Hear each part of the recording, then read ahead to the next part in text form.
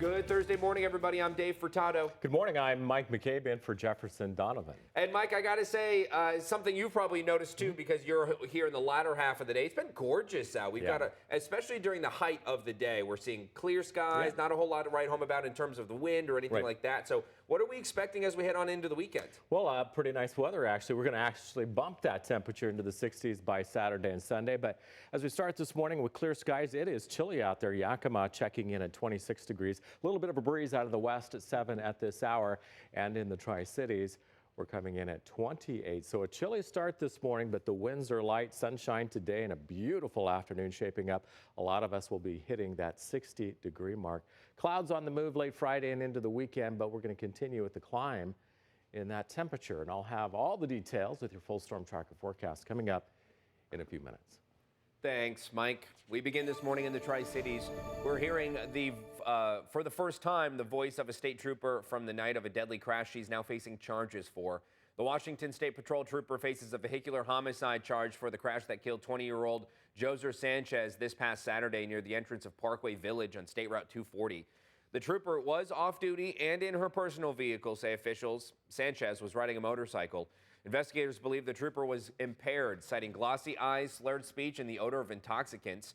She refused a preliminary breath test, but a blood draw was taken later.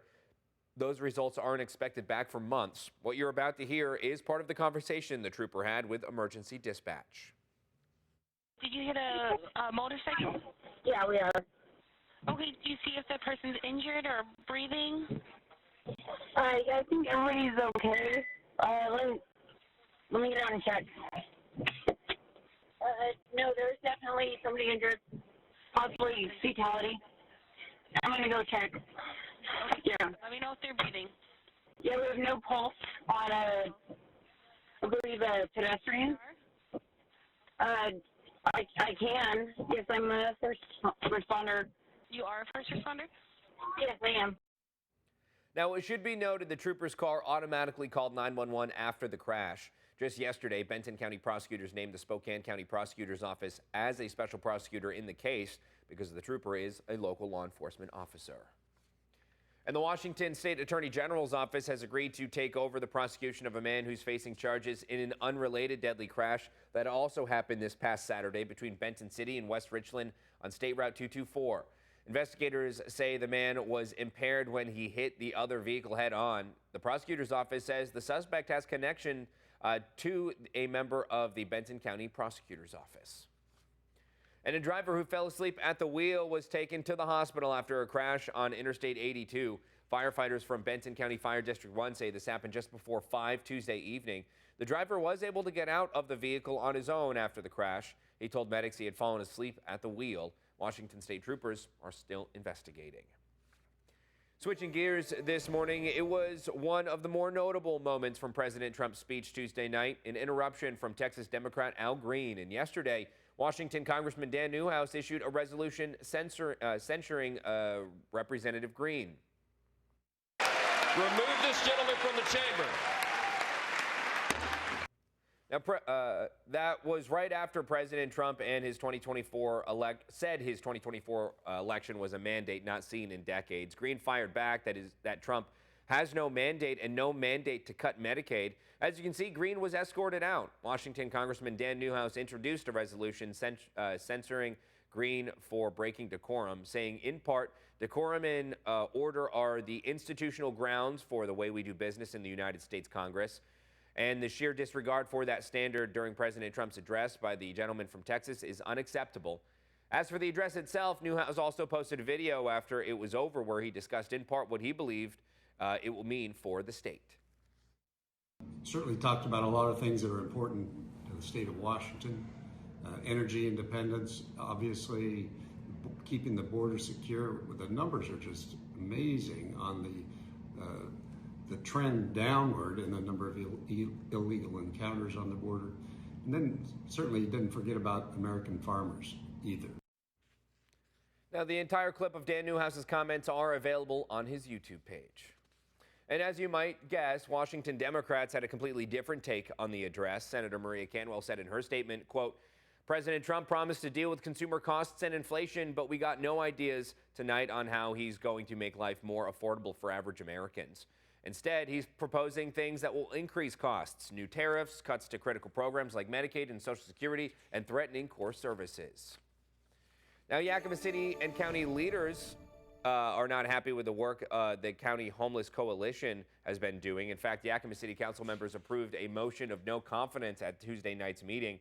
Along with the vote of no confidence, they're also demanding for immediate reforms like an audit and transparency, a request for a new project manager, and a commitment to different solutions. A county commissioner spoke at the council meeting and even validated some of the requests, but disagreed on one. We do not need a different entity to run the day-to-day administration of contracts and funds, but rather, I agree with the resolution that we need to think seriously about empowering a strategic project coordinator, a project coordinator that has no ties to government, and one that is centered around delivering our defined outcomes in a specific amount of time. Someone who, frankly, isn't afraid of putting themselves out of a job. Another part of the proposition includes a request that local jurisdictions like cities have a stronger voice in funding and policy decisions. I don't necessarily agree that we need to do a no confidence vote, but I think that we need to do some changes. And I like the idea of doing audits and reform. The council approved the no confidence motion with a 5-2 vote. The Kittitas County Clerk's Office is discontinuing passport services due to an overwhelming increase in workload for the Superior Court. After providing passport services since 2012, the office has seen a surge in demand, especially as travel picked up post-pandemic. However, with limited space and staff, the office can no longer balance processing passports alongside its core responsibilities.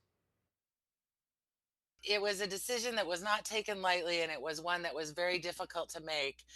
But as I stated, Kittitas County is growing and the staff here is not, and something had to give. So we have to take care of court matters first.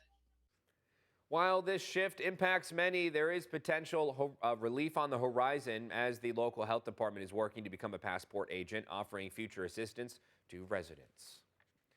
Central Washington University's vice president is set to leave at the end of this month.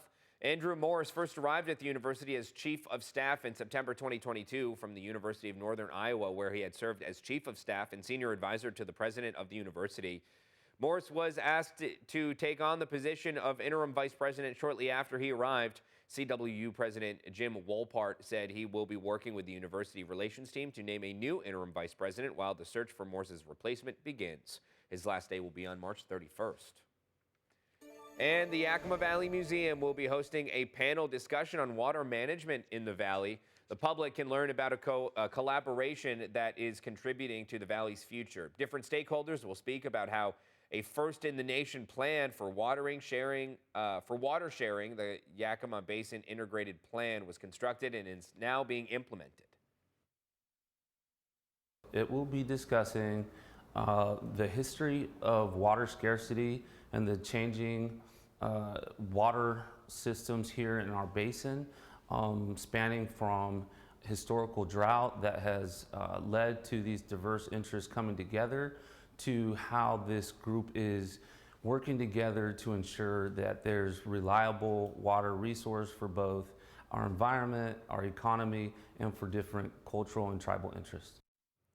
Now, after the discussion, a light lunch will be served and optional guided tours of the museum will be offered. General admission is $10 and the event will be Saturday, March 8th from 9 a.m. to noon. For more information, you can visit our website, kimatv.com. Now, Mike, let's talk weather here because temperatures are pretty fantastic. We're warming up, so from my understanding, as we head on into the weekend, temperatures supposed to be up into the 60s, I remember. Yeah, absolutely. In fact, mid-60s possible in some spots by Sunday. So yeah, we're going to be looking at a warmer trend heading into the weekend. That will come with more clouds, though. But today, lots of sunshine, no shortage there. Temperatures into the upper 50s for a lot of locations. Looking pretty good for this Thursday. How about Friday and your weekend? I'll have details in more depth with your full storm tracker forecast coming up in a few minutes.